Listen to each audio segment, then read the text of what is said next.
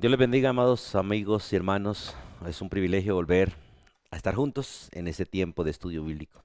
Le agradezco a Dios de todo corazón el privilegio que nos da de vivir hoy, la oportunidad de seguir creciendo, de seguir aprendiendo y de seguir en este proceso de crecimiento que el Señor nos otorga para realmente poderle servir. Bienvenidos a todos y anhelo de todo corazón que haya disposición en el corazón para realmente ser discipulados, para realmente ser formados y poder de esta manera seguir siendo capacitados, entrenados, como dice la Biblia, para toda buena obra. Continuamos con el estudio de la primera carta del apóstol Pablo a Timoteo y hoy vamos al capítulo 3.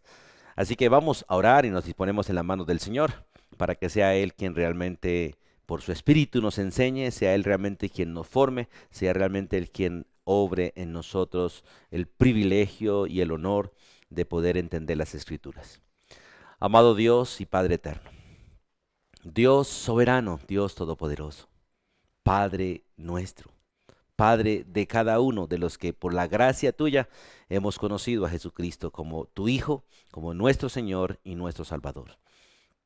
Padre, una vez más nos disponemos delante de ti para estudiar las Escrituras y por eso ruego, Señor, que seas propicio a nuestra alma, sea propicio a nuestro espíritu, sea propicio a nuestro cuerpo y nos permita, Dios, disponernos con todo el corazón para aprender. Padre, como discípulos tuyos, como alumnos tuyos, queremos, Dios, ser enseñados por ti. Queremos ser formados por ti a la estatura, Dios, de nuestro Señor Jesús. Gracias por darnos este privilegio de estar juntos una vez más y ruego tu misericordia para cada uno. Y gracias, Dios, porque eres misericordioso y obras en nosotros. Gracias porque empezaste una obra en nosotros y la vas a terminar. Y hasta el día de Jesucristo tú obrarás para que nosotros realmente seamos perfeccionados y cuando estemos con Él seremos completamente como Él es. La bendición tuya, oh Dios, sea para con todos nosotros en el nombre de Jesús. Amén y amén. Bien, estimados hermanos y amigos, vamos al capítulo 3 de Timoteo y seguimos hablando sobre esta tarea que el Señor nos ha encomendado. Hemos estado hablando de algunos mandatos en la tarea que básicamente el Señor nos ha encomendado, que es sencillamente salvaguardar la sana doctrina, aprender la sana doctrina, vivir la sana doctrina, enseñar la sana doctrina. Y dentro de esos mandatos de la sana doctrina, hoy vamos a hablar básicamente de la hoja de vida de un ministro de Dios, de lo que realmente debe verse en nosotros para ser siervos del Señor. Todos los cristianos hemos sido llamados a servir, escuche, todos los cristianos hemos sido llamados a servir, pero no todos califican para estar al frente, siendo básicamente el guía de todos. Aunque en la vida práctica, escuchen lo que les voy a decir, en la vida práctica, todos nosotros vamos detrás de alguien y también vamos delante de alguien. Cuando miremos este texto, realmente tenemos que entender que estos requisitos realmente son para todo el cuerpo, son para todo el cuerpo. Pero en especial, realmente para aquellos que Dios nos ha llamado como pastores, como ancianos, como evangelistas, como maestros. Para los que Dios pone básicamente en eminencia al frente en el cuerpo de Él. La única cabeza de la iglesia es Cristo Jesús.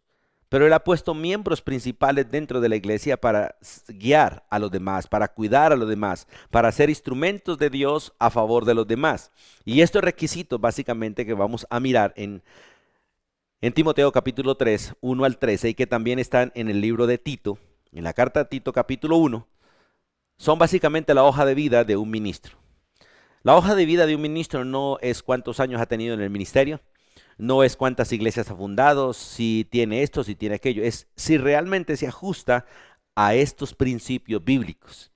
Cuando Pablo se presentaba como ministro del Señor y él hablaba de la tarea realmente que él había hecho, él no hablaba de cuántas iglesias fundó, él no habló de cuántos milagros hizo, él mostraba las marcas realmente del ministerio, que es el sufrimiento por causa de la obra del Señor.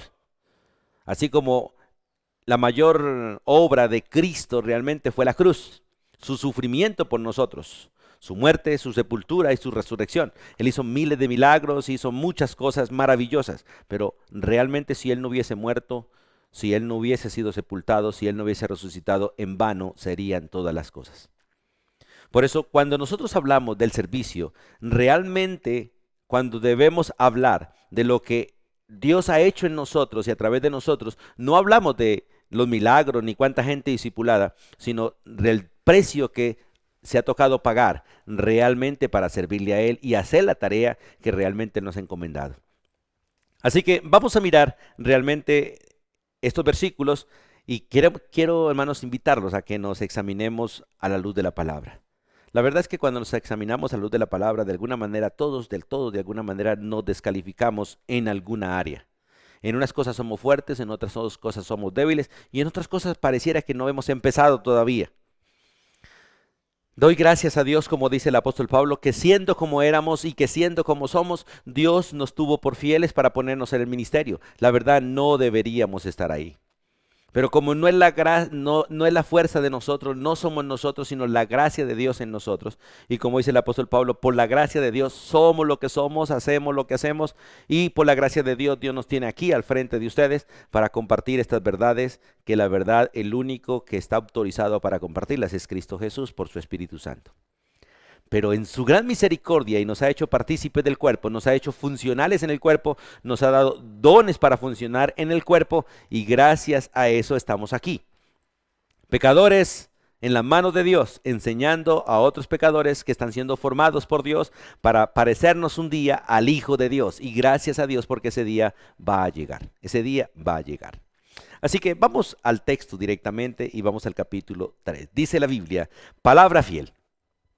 Si alguno anhela obispado, buena obra desea. Toda la Biblia es palabra fiel, digna de confianza. Pero es interesante este principio cuando realmente enfatiza lo que se va a decir aquí. Y es que la verdad, todo ministro debe buscar ser fiel a esta palabra. Y cuando se pone los ojos para elegir o delegar ministerio, hay que mirar si la persona es fiel a esta palabra. Palabra fiel. Si alguno.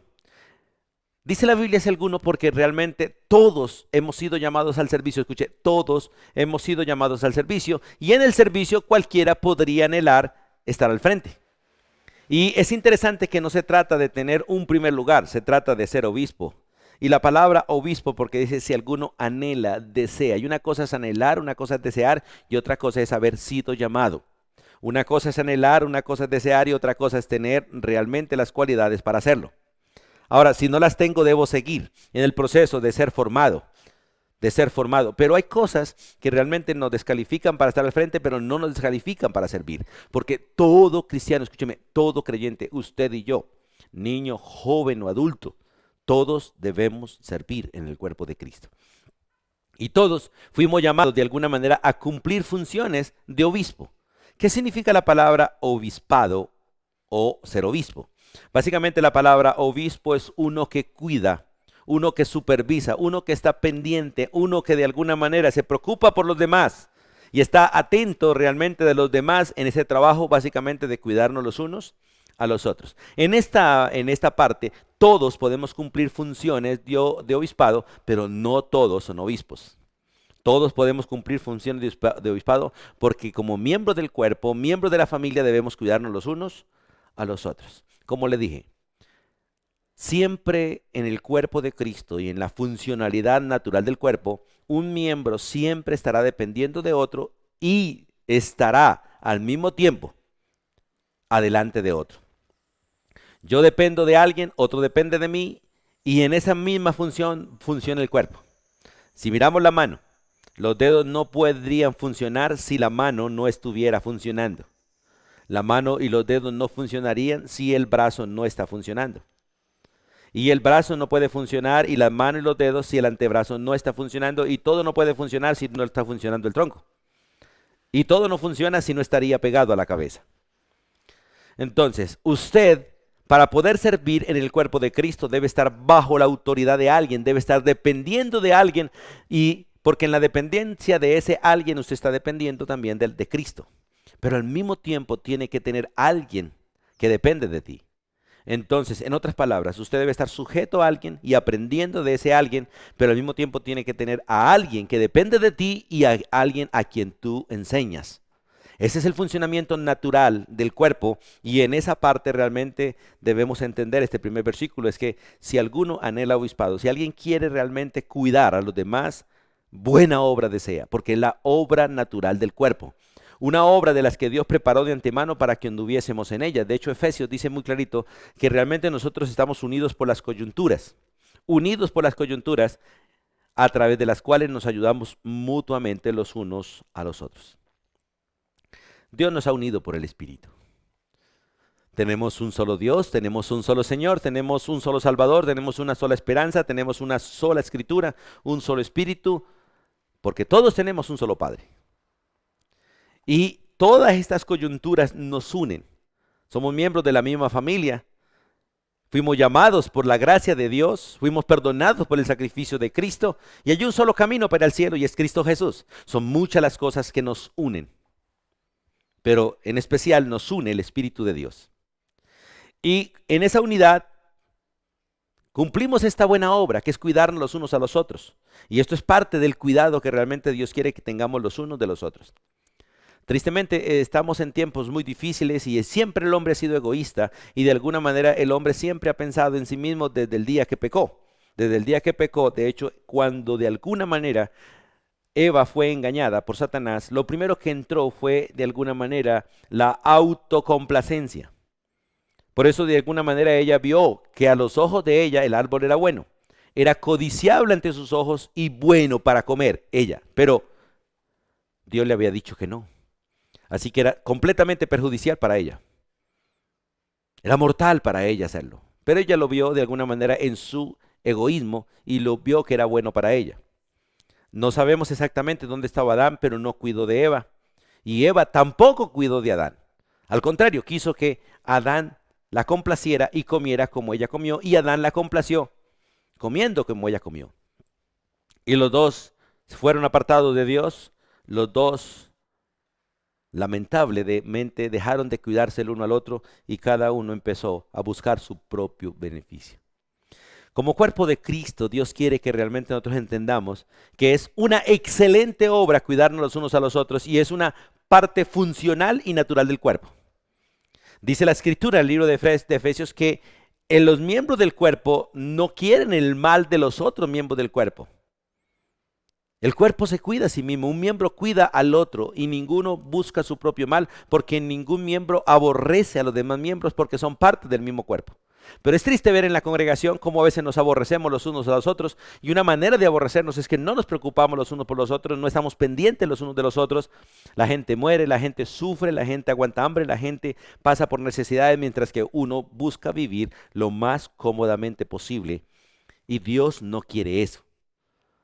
Por eso dice la Escritura en la primera carta a los Corintios capítulo 8 que Dios a alguno le dio abundancia para suplir la escasez de los otros. Y cuando los que tienen escasez les llega abundancia es para que suplan la necesidad de otros y posiblemente de aquellos que una vez les suplieron pero que ahora están en necesidad. Por eso cuando el texto dice palabra fiel, si alguno anhela obispado, buena obra desea. Porque anhelarlo, todos pueden anhelarlo, pero no todos realmente están capacitados, están funcionales para esa responsabilidad. Por eso les ruego de todo corazón que oren por nosotros, por los que estamos al frente. Ore por su pastor, ore por los diáconos, ore por los ancianos, ore por los evangelistas, ore por los maestros, porque Satanás está buscando la manera de descalificarnos, buscando la manera de que no cumplamos realmente estos requisitos. Y la verdad caemos muy fácilmente en las manos de él y muy fácilmente somos descalificados. Oren porque la batalla es fuerte realmente. Cuando estamos peleando la batalla del Señor, en la batalla del Señor realmente hay muchas trampas del enemigo en las cuales podríamos caer. Doy gracias a Dios por el cuidado que Dios tiene y porque nos tiene en su mano, porque la Biblia es muy clara en el Apocalipsis capítulo 2 y 3, que Él tiene a los pastores en su mano y los cuida, pero muchas veces nosotros nos descuidamos y le damos lugar al diablo. Y muchas veces, como dice Hebreos, la grey no contribuye, no colabora realmente para que los pastores realmente hagamos las cosas sin quejarnos. La Biblia dice a cada hermano, a cada oveja, que realmente busquemos someternos a los pastores que realmente enseñan la palabra y que nos sometamos de buena voluntad para que los pastores no nos quejemos. Y a veces los pastores tenemos muchas quejas debido a las ovejas. a las cargas, a las fatigas, a las luchas, a las traiciones y a tantas cosas que de alguna manera se ven en el ministerio, que se ven en la familia. Porque la iglesia es una familia y la familia que no pelee básicamente no es familia. La iglesia no debería pelear. Pero mientras que estemos en este cuerpo, hay algo en nosotros que es el yo, la vieja naturaleza que combate de manera terrible para que no andemos en el espíritu. Pero damos gracias porque el espíritu es mayor que ella, pero muchas veces nosotros no queremos andar en el espíritu y no le damos al espíritu el lugar que realmente él debe tener en nosotros para controlar la carne y para manifestar realmente el poder de él en nosotros. Así que vamos a entrar en el tema de cuáles son esos requisitos que Dios ordena para todos los que estamos al frente y que en muchos, como le dije al principio, vamos muy despacio, en muchos de ellos estamos realmente muy débiles, en otros hemos sido fortalecidos y agradecemos sus oraciones para continuar adelante. Dice la Biblia, si usted anhela obispado, buena obra desea, pero, y esos peros hay que tener cuidado porque son peros donde es necesario que se cumpla el requisito para. En el Antiguo Testamento, cuando se llamó a los hombres que debían servir en el tabernáculo, uno de los requisitos primordiales era que fuera descendiente de Leví. Descendiente de Leví. Tanto los sacerdotes como el sumo sacerdote, todos eran descendientes de Leví. Aarón era descendiente de Leví, pero para ocupar el papel de sacerdote o el oficio sacerdotal, no solamente debía ser descendiente de Leví, sino descendiente de Aarón. Aarón era descendiente de Leví. Moisés era descendiente de Leví. María era descendiente de Leví. Los tres que de alguna manera guiaron el pueblo de Israel en el desierto, a los que Dios les encargó esa tarea y a través de quien Dios obró para guiar al pueblo, eran descendientes de Leví. Y el requisito primordial era necesario que fuera levita. Y para ser sacerdote, hijo de Aarón. Y en este texto, cuando empieza el versículo 2, dice, pero es necesario que el que anhela obispado, o el que es obispo, el que llega a ser obispo, pastor, anciano. Realmente ese es el principio. La palabra obispo habla de la función, básicamente del trabajo del anciano y del pastor, que es cuidar el rebaño. El rebaño no necesita gobernantes porque tiene ya su gobernante y es Cristo Jesús. Dios lo que ha puesto en la iglesia son cuidadores. Cuidadores del rebaño porque el dueño es Jesús. Cuidadores de ovejas porque realmente la cabeza y la autoridad de la iglesia es Jesucristo. Todos nosotros somos cuidadores de ovejas. Y al mismo tiempo somos cuidados porque Dios nos cuida en el rebaño. Y usa las ovejas para cuidarnos, para mantenernos, para sostenernos, mientras que nos usa a nosotros en el cuidado de alimentarlos, de darles el agua de Dios, el agua de vida, el pan de vida y el vestido que nos sostiene, que es Cristo Jesús, que de otras palabras es la palabra de Dios. Por eso dentro de los requisitos, realmente debe estar apto para alimentar, para cuidar el rebaño, debe saber realmente de ovejas. Muchos son ovejas, pero no saben cuidar otras ovejas, pero tenemos que aprender. Y aprendemos en el ejercicio de estar juntos, aprendemos a cuidarnos los unos a los otros. Por eso el texto dice, pero es necesario, es requisito principal que el obispo sea primero irreprensible. Y en esta parte, la verdad, la mayoría de alguna manera nos descalificamos porque hay muchas cosas en nuestra vida que son señalables por otros. La palabra irreprensible no habla de una persona que no se equivoque, porque todos somos erráticos, como seres humanos todos somos erráticos. Dice la Biblia que no hay un ser humano que haga el bien y no peque. Todos pecamos, aunque no deberíamos pecar. Pero somos pecadores y de alguna manera le damos lugar al pecado. Estamos en un sistema completamente caído, donde de alguna manera la tendencia siempre es a pecar y lamentablemente, tristemente, nosotros sucumbimos en el actuar de los demás, cosa que no deberíamos hacer y cosa por la cual debemos arrepentirnos. Pero cuando la Biblia habla del primer requisito que debe ser irreprensible, habla de uno que no tiene de qué ser acusado, uno que no tiene de qué ser acusado. Y lamentablemente a veces somos acusados, en el hogar especialmente. La esposa tiene cosas que decir de uno, los hijos tienen cosas que decir de uno, y en la iglesia la gente también está mirando y tienen cosas que decir de uno. De hecho, le pueden criticar el peinado, la manera de vestir y muchas otras cosas, pero está hablando del carácter realmente, del carácter. A veces lo pueden ver a uno muy pasivo, muy regañón, de mal genio, iracundo, bueno, muchas cosas que podrían salir a flote. Y Dios quiere que nosotros realmente nos dejemos moldear por el Espíritu para ser irreprensible, o sea, no tener nada de qué ser acusado. Y en este principio es que debe ser un hombre del cual no circulan acusaciones presentes o pasadas. Nosotros cometemos errores como siervos de Dios, cometemos errores, pecamos, pero el hecho es que arreglemos las cosas y no tengamos cosas pendientes, que si alguien nos acusa de algo podamos decir, sí, es cierto, eso ocurrió, pero eso ya se arregló, eso fue solucionado. Y qué bueno tener testigos de las cosas que arreglamos para que aquellos acusadores o a quien Satanás usa como acusadores tengamos cómo taparle la boca porque hemos arreglado las cosas y tenemos testigos que realmente nos respaldan para que no nos señalen. Por eso cuando se habla de ser irreprensible, no está hablando de una persona que no comete errores, sino de alguien a quien no se le puede culpar o acusar de cosas pendientes. Tanto Timoteo como Tito habla de ese mismo requisito al empezar realmente estos principios de vida ministerial. Lo segundo que es necesario en la vida de un pastor, de un anciano o de un diácono es que sea marido de una sola mujer.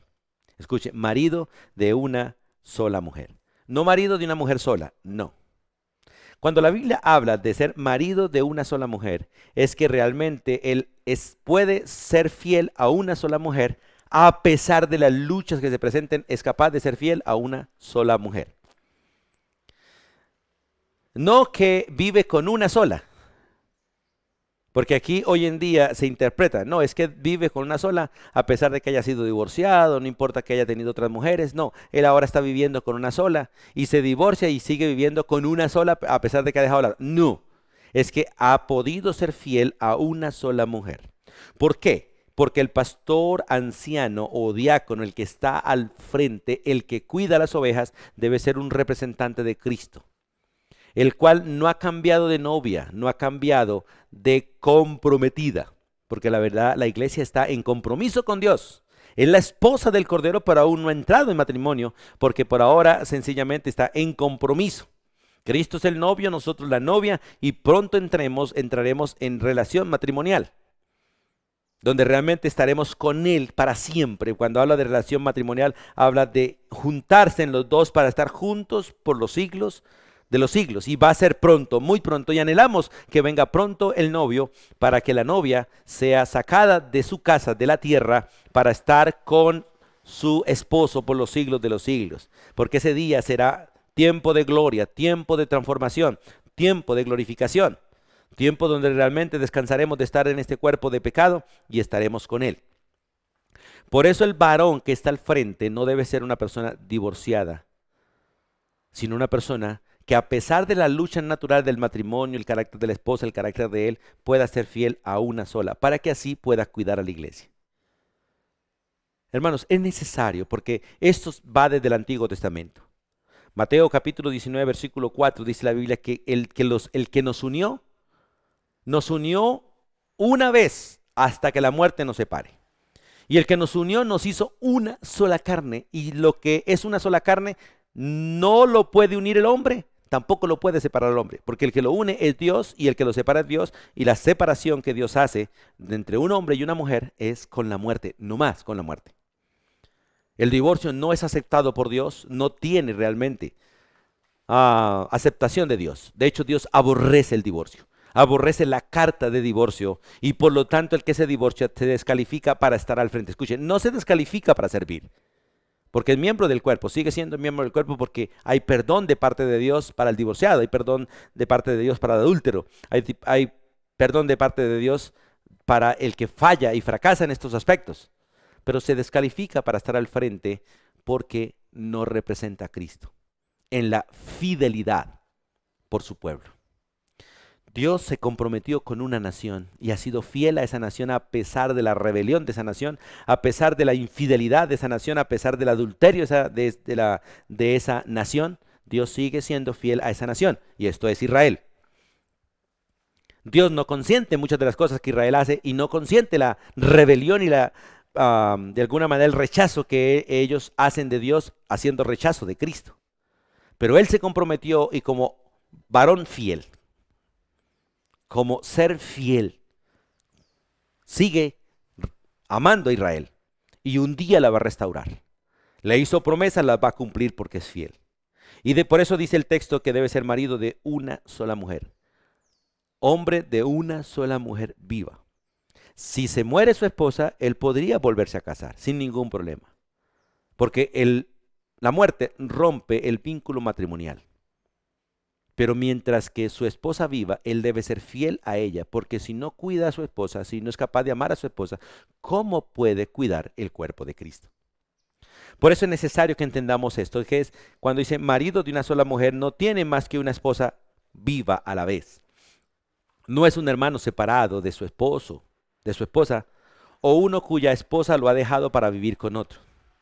En ambos casos, realmente el hombre será descalificado. Y descalificado por falta de juicio, por desobediencia a Dios, por falta de sabiduría, por malas costumbres en su vida, por deshonra, bueno, por lo que sea, porque la Biblia dice en Hebreos 13:4, honroso sea en todos el matrimonio. Y si yo no honro el matrimonio, deshonro el matrimonio, y si deshonro el matrimonio, no califico para cuidar la esposa de Cristo. No califico para cuidar realmente aquella que va a formar un matrimonio perfecto con Cristo, que es la iglesia. Por eso qué bueno que nosotros podamos entender esto. Cuando una persona se separa o es infiel, es contado como falto de pureza, como no casto. Por eso es necesario que el varón que sirve al frente sea hombre de una sola mujer viva, para que no sea calificado como falto de integridad moral. Y de hecho el divorciado siempre será señalado como divorciado, siempre. El pecado sexual entre la fornicación y el adulterio y también el divorcio, que cae entre los pecados básicamente sexuales, son pecados que traen daño hasta la muerte. Vamos a leer, por favor, Proverbios capítulo 6. Las consecuencias de este pecado son consecuencias que pueden ir hasta la muerte. Son perdonables todas las consecuencias del pecado y el pecado como tal es perdonable y las consecuencias pueden ser quitadas por el Señor. Pero Dios nos advierte en el versículo 32 de Proverbios capítulo 6. Dice, el que comete adulterio es falto de entendimiento. O sea, es como si no tuviera cerebro. Corrompe su alma el que el tal hizo. La palabra alma es todo su ser, espíritu, alma y cuerpo. Corrompe su alma el que tal hace. Escuche, heridas y vergüenzas hallará y su afrenta nunca será borrada. O sea, Dios perdona el pecado y puede quitar consecuencias, pero es dentro del marco humano es muy difícil que una persona deje de señalar al que de alguna manera es infiel en este aspecto a la pareja. ¿Por qué? Dice, porque los celos son el furor del hombre y no perdonará en el día de la venganza y no aceptará ningún rescate ni querrá perdonar aunque multiplique los dones. Ahora, Dios obra realmente para perdonar y pasar por alto. Pero la mayoría de las veces siempre hay señalamiento. Y si hay señalamiento, uno deja de ser reprensible. Y Dios dice que tenemos que ser irreprensibles realmente. Entonces, hermanos, qué bueno que oren por nosotros y que los que estamos en el ministerio nos cuidemos, nos sometamos al Señor y pase lo que pase, podamos serle fiel a Dios. Porque la verdad, para serle fiel a una mujer, hay que serle fieles a Dios, a Dios. Hay que amar a Dios, hay que estar sometidos a Dios y hay que estar buscando realmente el obedecer a Dios, no hacer nada malo delante de Él. Porque no se trata de cuánto amo a una mujer, se trata de cuánto amo a Dios. Porque el amor a Dios debe estar por encima del amor a una esposa, para que la esposa sea amada con el amor de Dios y no con el amor humano. Porque en el amor humano es muy fácil ser infieles. En las fuerzas humanas es muy fácil ser infieles, porque son muchas las cosas que realmente nos incitan a ser infieles. Pero lo que nos guarda es el temor a Dios, el amor a Dios. Si Dios tiene realmente un lugar de preeminencia en nuestra vida, podemos ser fieles a su palabra y por lo tanto fieles los unos a los otros. Como dice Primera de Juan, capítulo 1, si andamos en luz, como Él está en luz, tenemos comunión los unos con los otros. Si andamos en luz, como Él está en luz, tenemos comunión los unos con los otros. Entonces, nuestra fidelidad a los demás depende realmente de nuestra fidelidad a Dios, de la relación con Él. Por eso lo que debemos mejorar es nuestra relación con Dios para mejorar nuestra relación con el otro. Entonces, es necesario que el obispo sea irreprensible, marido de una sola mujer, y dice sobrio. Es interesante, sobrio. La palabra sobrio allí es uno que es serio. Uno que es serio. No uno que no le gusta molestar y que no tiene espíritu de alegría. No es uno que no le gusta hacer bromas o chanzas, pero al mismo tiempo de alguna manera sabe hacerlas. No se excede, no daña, no lastima. Pero aquí cuando se dice uno que es serio es uno que tiene dominio propio. Alguien en que se puede confiar. La palabra sobrio es uno que actúa no como un borracho, sino como uno que tiene cordura, que está en sus 5 sentidos básicamente. Entonces eso significa la palabra sobrio, uno que es serio, que tiene dominio propio para no llegar a los excesos básicamente. Uno que no es extremista, sino que tiene una vida juiciosa, una vida con juicio, con balanceo en su vida, tiene su vida balanceada, realmente es equilibrado. Pero también significa ser discreto, uno que vela, uno que vigila por su vida, uno que es sano de mente. Uno que es sano de mente, uno que es moderado en cuanto a opiniones o pasiones. La persona sobria tiene vigilancia espiritual, tiene vigilancia de sí mismo, como dice la Biblia, vela y ora por su propia vida. Porque realmente su vida espiritual no sale de una vida de mezclas, de influencias, sino que realmente su vida espiritual depende de la dirección del Espíritu Santo. Y esto realmente Dios no lo exige a todos sin excepción, pero en especialmente a los que estamos al frente. Y la verdad no es fácil, la verdad no es fácil. El estar en esta carne es terrible y como Pablo lo expresaba en Romanos capítulo 7, a veces uno lo que quiere hacer no lo hace y lo que no quiere hacer, eso termina siendo. Y se considera uno al final como un miserable, como dice el apóstol Pablo, miserable de mí. ¿Quién me podrá liberar de este cuerpo de muerte?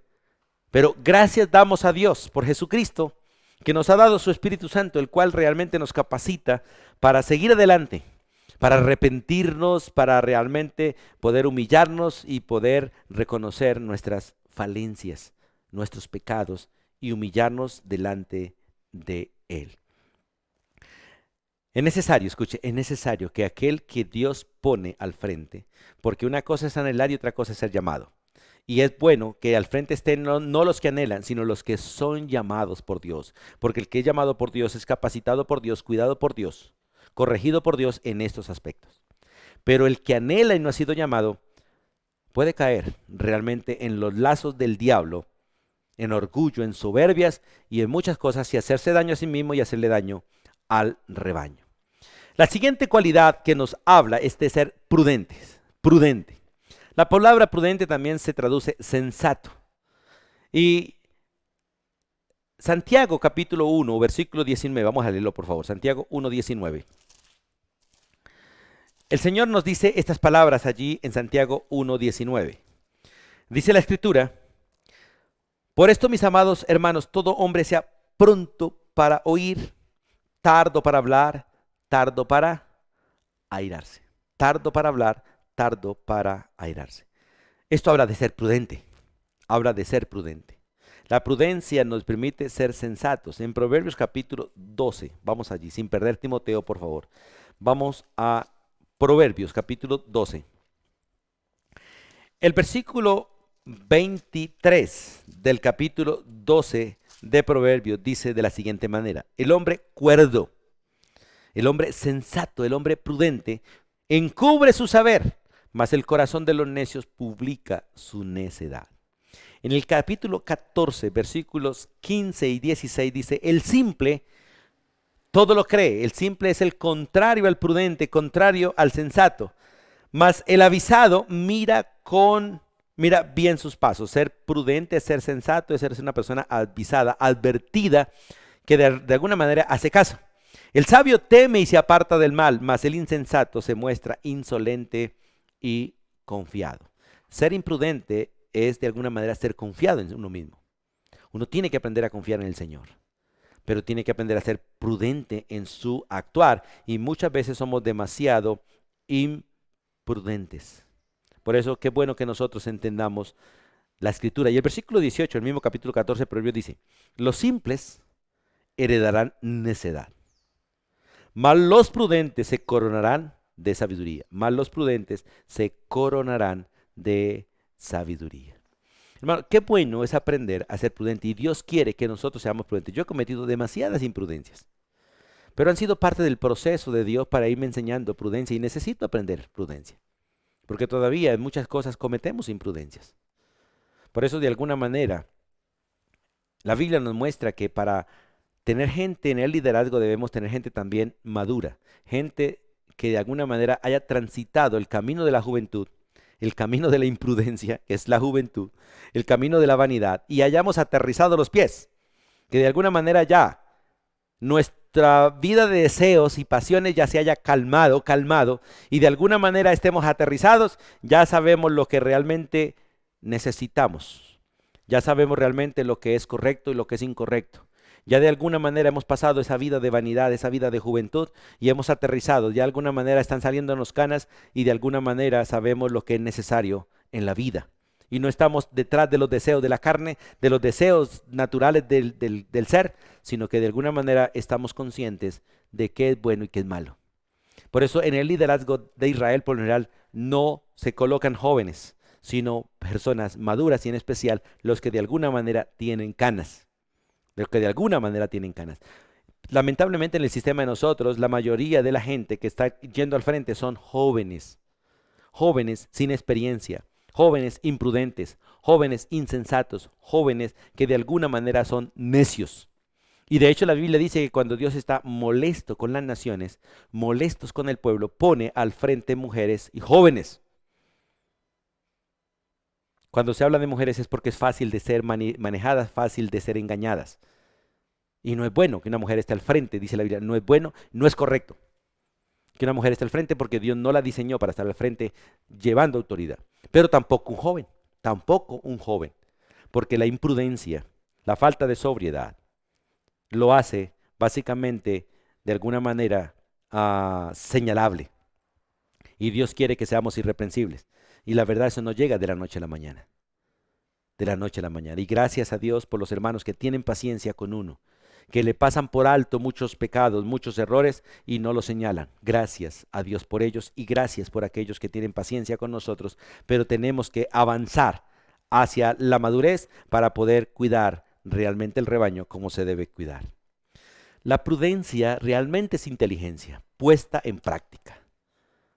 La prudencia es una manifestación de sabiduría, de hecho. Es sabiduría en práctica. Conocimiento intuitivo. La prudencia es conocimiento intuitivo. Por lo tanto, la persona prudente tiene realmente control del modo de pensar, tiene control de su manera de ser, tiene control realmente de lo que hace y ese control no es por capacidad propia, es por el Espíritu de Dios que obra en nosotros. Y todo eso realmente se manifiesta en control de sí mismo. Y este control o esta prudencia da como resultado una orientación realista de sí mismo, de su relación con Dios y su relación con los demás. También la palabra prudente se puede traducir como una persona que es templada en el sentido que de alguna manera es firme, no legalista, sino firme realmente, que domina sus impulsos, que posee una mente sana, una mente equilibrada y se traduce también como una persona en su juicio cabal. Por lo tanto, la persona prudente tiene deseos, sus deseos los puede controlar para ser discreta, para de alguna manera tener control completo sobre todas sus emociones. Y qué bueno que nosotros podamos creer que esto es posible en nosotros y dejar que el Espíritu Santo lo haga, porque es necesario en el cuidado de otros. Todos estos requisitos realmente es porque Dios nos pone a cuidar personas. Y cuidar personas es lo más difícil que puede hacer. Porque realmente nos puede pasar lo que le pasó a Jesús, que después de hacerle bien al pueblo, después de bendecir al pueblo, darle comida, darle salud, de hacerle demasiado bien, terminaron traicionándolo, terminaron entregándolo, terminaron matándolo. Por eso se necesitan estas cualidades, las cualidades de Cristo Jesús, que deben ser las cualidades de todo cristiano como miembros del cuerpo, pero en especial de los que Dios ha puesto al frente. Y les ruego, como le he dicho, les ruego que oren por los pastores, por todos los pastores. Oren, porque no es fácil la tarea, pero tampoco es imposible, porque es la obra del Espíritu Santo. Lo único que nosotros debemos saber y hacer es dejar que el Espíritu Santo nos controle, porque no es una tarea en nuestras capacidades, no es una tarea posible en nuestras capacidades, es una tarea posible en el control del Espíritu Santo. Tenemos luchas en nosotros mismos, tenemos luchas en el hogar, tenemos luchas en todo lugar. Por lo tanto, en cualquier momento podríamos descalificarnos, ser señalados, pero Dios sostiene a su pueblo. Volvemos a Timoteo 3, versículo 2. Ser prudente. Lo siguiente que habla es de ser decoroso, de ser decoroso. La palabra decoroso viene de decoro. Y básicamente lo que significa es que es una persona, el que está al frente debe ser una persona correcta en su vida moral, a la vez de tener dignidad en el buen uso de todas las normas sociales, de todo. Todo me es lícito, dice la Biblia, sí, pero no todo conviene, y aquí entra la prudencia y el decoro. Uno tiene que aprender a tener realmente, de alguna manera, control para todo. Control para comer, control para jugar, control para vestir, control para pensar, control. Todo esto realmente lo hace decoroso. Lo hace a uno decoroso porque está representando a Cristo. Todo siervo de Dios, todo cristiano representa a Cristo, pero en especial los que estamos al frente debemos representar a Cristo. Pablo dice, sean imitadores de mí, como yo de Cristo. Yo quisiera decirle a la iglesia en todos los aspectos eso, pero aún no. En muchos aspectos sí, en otros posiblemente no. Pero qué bueno poder alcanzar esa madurez que Dios le dio al apóstol Pablo, como hombre, igual que nosotros, de poder decir, sean imitadores de mí, como yo de Cristo. Doy gracias a Dios en aquello que puedo ser ejemplo, pero hay muchas cosas en las que realmente hay que seguir madurando. Por eso dice que debe ser decoroso, no debe ser una persona escandalosa, una persona extravagante, una persona exagerada, una persona que se va a los extremos. No, debe ser realmente debe ser una persona que sabe expresarse, que sabe tener buena presentación en todos los aspectos, aún en su manera de vestir. Entonces, porque realmente está representando a Cristo y está representando a las ovejas. Conozco realmente ovejas que se avergüenzan de sus pastores. Por su manera de hablar, manera de vestir, manera de ser, manera de jugar, bueno, miles de cosas. Y la verdad, a veces en muchas cosas somos señalados por tragones, por bebedores, como dice Jesús, me tienen por comelón y bebedor. Pero cuando se habla de decoro, básicamente es que los hermanos no deben sentirse avergonzados por causa de nosotros los que estamos al frente. Por eso nuestra conducta realmente debe ser ordenada. Debemos mantener una buena manera de hablar, una buena manera de actuar, una actitud adecuada. Y todo esto se aplica a todo el ser de la persona, a todo el ser de la persona. En el capítulo 2 de Timoteo, versículo 9, cuando se habla de las mujeres, dice asimismo las mujeres deben ataviarse, vestirse de ropa que les quede bien, ropa decorosa, y es que ropa que les quede bien. Bien según Dios, no según el mundo. Porque el mundo desviste a la gente y dice, wow, cómo se ve bonito o bonita. No, es ropa según Dios, que le quede bien. Ropa que realmente no le haga resaltar su sensualidad, sino que le haga ver bien como persona. Y que la gente admire la persona y no su cuerpo. Y que glorifiquen a Dios en lugar de codiciar a la persona. Por eso dice, debe vestir con ropa decorosa, debe vestir con pudor, debe vestir con modestia. Debe vestir no con peinados ostentosos, ya que su vestido no sea su peinado. Su vestido no sean sus joyas. No indica que no puede peinarse, no indica que no puede tener joyas, pero no que eso sea lo que realmente resplandezca, porque está hablando, lo que está prohibiendo realmente el texto es la ostentación en todo esto. Y lo que realmente debe mostrar la persona en su decoro son sus buenas obras. pero acompañado de un decoro correcto. Por eso Dios nos ordena esto a nosotros y debe ser cualidades de los que estamos al frente. También dice el texto que no solamente debe ser decoroso, sino que debe ser hospedador. La palabra hospedador indica básicamente uno que de alguna manera hace sentir bien las personas al lado de él. Porque uno no solamente es hospedador en su casa, sino en cualquier lugar. Eso tiene que ver con la amabilidad realmente con las personas y con la manera en que uno atiende a las personas, de tal manera que las personas se sienten bien cuando se encuentran con uno, cuando están al lado de uno y cuando moran con uno. La palabra hospedador básicamente también indica que tiene abiertas las puertas de su casa para que los hermanos lleguen con confianza, porque son la familia, son nuestros hermanos, son los hijos de Dios. Por lo tanto, mi casa es su casa y su casa es mi casa. Mis cosas son de ellos y las cosas de ellos son nuestras, pero en la administración correcta y en el orden establecido de autoridad también. Porque muchos tendemos a abusar de eso. No, no. Por eso es bueno entender este principio de ser hospedador. Indica que tiene las puertas abiertas a donde su familia, los hermanos en Cristo pueden sentirse libres para llegar a hablar con Él, estar con Él y aún vivir al lado de Él. Ya que cuando hay visitantes hay que estar dispuestos a ayudarlos, a alojarlos, porque Dios nos ordena amar al forastero. Nos ordena amar al forastero. Si nosotros vemos en la Biblia, realmente Israel fue enseñado a amar al forastero, a cuidar al extraño y a no permitir que el forastero o el extraño durmiera en la calle.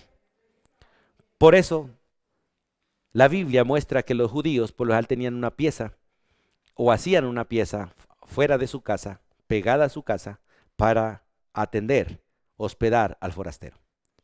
Ustedes pueden ver en la Biblia, en el Antiguo Testamento, una mujer que le pidió a su marido que hiciera una pieza para el profeta, para que cada vez que Eliseo pasara por ahí, se quedara ahí.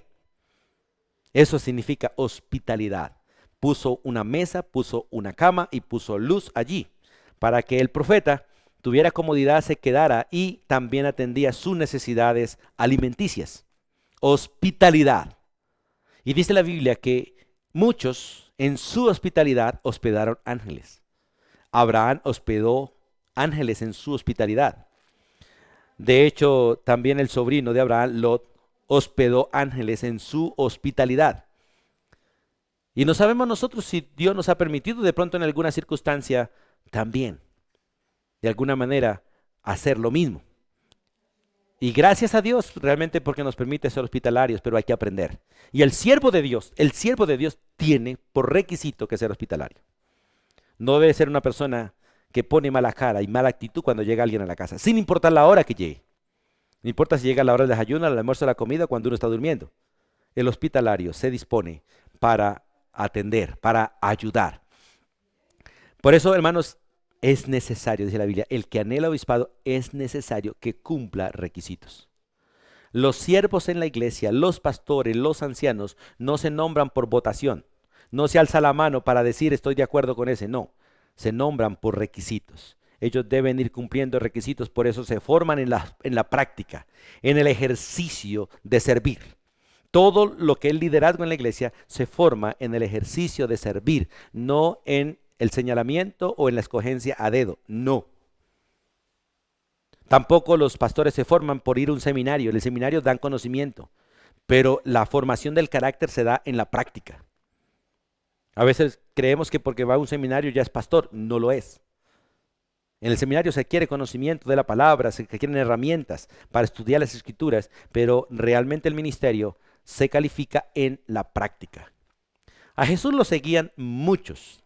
De hecho, había un grupo de 70 que caminaban con él, pero al final solamente 12 fueron escogidos realmente para ser discípulos de él, porque los discípulos serían los que tomarían realmente el legado de Jesús para continuarlo y entregarlo a otros hasta el día de hoy. Y el principio es el mismo, no se entrega a alguien que presenta una carta, una hoja de vida, o alguien que ha dicho que es pastor, sino alguien que realmente muestra serlo por las cualidades, empezando desde su casa. Y el último que dice aquí en el versículo 3 es apto para enseñar. Porque el ministerio no se hace con actividades, se hace con la educación de la palabra. Recuerde que la Biblia nos fue otorgada para enseñar, redarguir, corregir y instruir. Y esta es la manera de cuidar el rebaño. Porque Dios quiere que cada oveja se prepare, sea preparada para toda buena obra, o sea, para el servicio, para ser funcional en el cuerpo de Cristo, para seguir estos mismos procesos.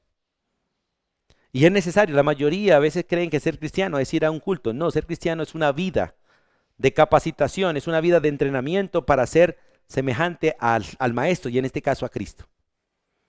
Las ovejas aprenden a ser como su pastor, como el ayudante que Cristo tiene ahí en el rebaño, o sea, cada uno de nosotros. Pero la meta no es ser como el pastor terrenal, como el ayudante de Cristo, sino ser como Cristo. Imitar a Cristo. Por eso realmente el pastor debe estar enfocado en que la gente lo conozca a Cristo y que la gente siga a Cristo y no a uno mismo. Por eso Pablo les dice a los efesios: si es que en verdad habéis aprendido de Cristo, si realmente habéis sido enseñados por Él. Pero Jesús nunca fue a Éfeso. El que fue Pablo. Pero Jesús fue en Pablo y a través de Pablo enseñó a los efesios y los efesios aprendieron a conocer a Jesús y aprendieron de Jesús escuchando a un siervo de Jesús, en este caso a Pablo, alguien que realmente calificaba según la palabra de Dios para ser apóstol, para ser evangelista y maestro de los gentiles, para ser pastor de ellos. Por eso el texto dice que debe ser apto para enseñar. No uno que tiene conocimiento de la Biblia, sino uno que es apto para enseñar. Y en este ejercicio tenemos que ir todos, porque todos lo que aprendemos debemos comunicarlo a otros. Ahora, ¿cómo nos hacemos aptos para enseñar? En el ejercicio de compartir la palabra, de compartir lo que hemos aprendido, vamos adquiriendo aptitud. Pero los que hemos sido llamados para ser pastores, ancianos o maestros, se nos ha otorgado el don para estudiar, el don para aprender, el don para enseñar. Porque si no tiene la facilidad para estudiar, posiblemente no fue llamado al ministerio. No fue llamado ni a ser anciano ni a ser pastor. Si a usted no le gusta leer la Biblia, ¿cómo va a entender Biblia si no ni siquiera la lee? Y si la lee y no la entiende, ¿cómo la va a enseñar? Entonces, para poder estar al frente debe ser una persona que Dios le concede la capacidad y el deseo de estudiar la Biblia, la gracia de tener iluminación para entenderla y la gracia para compartirla. Y de esta manera se tiene básicamente el don de ser maestro. Y todo pastor de alguna manera tiene que ser maestro para poder cuidar las ovejas, porque a las ovejas no se les cuida con actividades, se les cuida con educación. En actividades sí, pero el principio no es la actividad, el principio es la educación. El hecho de enseñar las escrituras a través de la actividad. Por eso el texto dice que sea apto para enseñar. Y de hecho, el que es apto para enseñar debe aprender a ser sufrido. Tiene que tener corazón de padre, corazón de madre, corazón de maestro, corazón de pastor. No es fácil hacerlo. Porque para enseñar necesita paciencia, necesita humildad. Necesita morir a uno mismo para poder soportar el carácter del otro y poderlo llevar en los procesos. Tener paciencia para caminar al lado del otro y al paso del otro. Soportar caprichos, soportar actitudes, costumbres y muchas otras cosas. Y corregirlas, corregirlas. Si a usted no le gusta meterse en la vida de otro, no sirve para ser pastor, no sirve realmente para ser maestro. Porque en el principio educativo nos toca esculcar la vida del otro y con autoridad y con amor cambiar la manera de pensar del otro. La manera de él por la manera de Cristo. No la manera de él por la manera mía, no, la manera de él por la manera de Cristo. Quitar los pensamientos que tiene en su mente para poner los pensamientos de Cristo, enseñando las Escrituras, y eso realmente es una obra del Espíritu Santo a través de nosotros. Nosotros llegamos sencillamente hasta el punto de llevar la palabra a los oídos del otro, pero el que los coloca allí es el Espíritu, pero a través de las palabras dadas, como dice la Biblia, por un pastor, que a veces dice, como dice la Eclesiastés, son como clavos torcidos, que entran y duelen, pero son efectivos. Por eso el texto dice que debe ser apto para enseñar. O sea, una persona que ha sido capacitada, llevada en el proceso y tiene voluntad para compartir dialogando. Escuche, compartir dialogando. Porque el verdadero discipulado realmente se hace dialogando. Jesús discipuló a sus discípulos en el diario vivir, caminando con ellos, comiendo con ellos, viviendo al lado de ellos, roncando al lado de ellos, yendo al río a bañarse juntamente con ellos, en un diario vivir. En las circunstancias naturales del diario vivir. Por eso el verdadero discipulado no se da tanto en salones cerrados, sino en el caminar diario. Nosotros a veces dependemos mucho del aula y no del diario vivir. Y lamentablemente los tiempos que vivimos, a veces no hay tiempo para estar juntos. Por eso no hay discipulados a veces efectivos. Porque solamente hay discipulados de salón, donde se da conocimiento pero no hay práctica. Y el discipulado tiene que ver más con la práctica que con el conocimiento, aunque el conocimiento es necesario, porque el conocimiento llega como, básicamente como principio regulador, principio correctivo, principio formativo. O sea, llega antes, está durante y está para siempre. Ha sido capacitado, entonces el que es apto para enseñar ha sido capacitado, tiene voluntad para compartir dialogando. Y 2 Timoteo, vamos ahí a 2 Timoteo un momentico, por favor, capítulo 2. Versículo 24 al 26 dice, porque el siervo de Dios, usted y yo, no debemos ser contenciosos, dice el texto, no debe ser contencioso, no debe ser una persona que le guste pelear, discutir, porque el conocimiento no es para pelear, discutir. En el mundo sí, en la iglesia no, es para servir. Debe ser amable, dice, amable para con todos, no para con los que usted quiere, no, para con todos, y apto para enseñar, y al mismo tiempo, si es apto para enseñar, debe ser sufrido. Porque realmente el discipular, el formar a otros es un proceso de crianza, y en eso se sufre, hermano, se sufre por el carácter de uno y se sufre por el carácter de los demás. Y que con mansedumbre, escuche, con mansedumbre, corrija. La palabra de Dios es útil para enseñar, para redarguir, para corregir e instruir en justicia, que corrija a los que se oponen, a los que chocan con uno, a los que están señalando, juzgando, criticando, por si quizás Dios, porque no sobra de nosotros, por si quizás Dios les conceda el arrepentimiento y la gracia de conocer la verdad y la gracia de escapar del lazo en que están cautivos a voluntad de Satanás. Por eso el siervo de Dios debe ser apto para enseñar. Uno que ha pasado el proceso educativo, seminarios, institutos, lo que sea, discipulados. Y a través de estos procesos conoce las verdades porque ha sido enseñado por alguien que le ha enseñado. Pablo le dice a Timoteo, vamos a la segunda carta de Timoteo también otra vez. Allí en el capítulo 3, le dice en el versículo 14, pero persiste tú en lo que has aprendido. Escuche, en lo que has aprendido. Aprendí, enseño, aprendí, enseño. Y te persuadiste sabiendo de quién has aprendido. ¿De quién has aprendido? Y de hecho, en el versículo 10 del mismo capítulo 3 de 2 Timoteo le dice, pero tú has seguido mi doctrina, escuche, mi doctrina. Has seguido mi conducta, mi propósito, mi fe, mi longanimidad, mi amor, mi paciencia, mis persecuciones, mis padecimientos. Discípulo. No se puede realmente ser un maestro si no he sido un discípulo. No puedo ser un maestro si antes no fui un alumno. No, no se puede. Se necesitan agotar los procesos para poder entrar en procesos. Muchos realmente queremos ser maestros cuando no hemos sido discípulos. Muchos queremos ser autoridad cuando no hemos sido esclavos. Muchos queremos ser patrones cuando no hemos sido empleados. No, hay que agotar procesos. Y la Biblia realmente nos enseña a agotar procesos. Entre en procesos para que también pueda seguir procesos. Entonces, realmente es apto para enseñar a aquel que es conocedor de las verdades esenciales y es capaz de comunicarlas y dar respuesta a la grace, dar respuesta a quien le demande razón sobre cualquier asunto que se plantee, sea bíblico, aún sea del cotidiano vivir. Ahora, no dice que debe tener el don de enseñar, pero debe ser apto para enseñar. Ahora, no todos tienen el don de enseñar, pero todos debemos ser aptos para enseñar, porque todos, de alguna manera, nos relacionamos con uno que está delante y uno que está atrás. Entonces, cuando yo realmente aprendo del que está delante de mí, puedo enseñar al que está detrás de mí.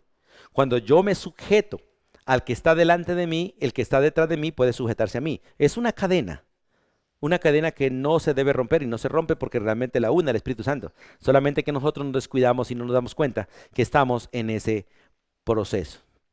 Entonces, no tiene que ser un maestro de asambleas, un predicador de asamblea, no, pero uno que al entender las escrituras es capaz de compartirlas dialogando en el diario vivir.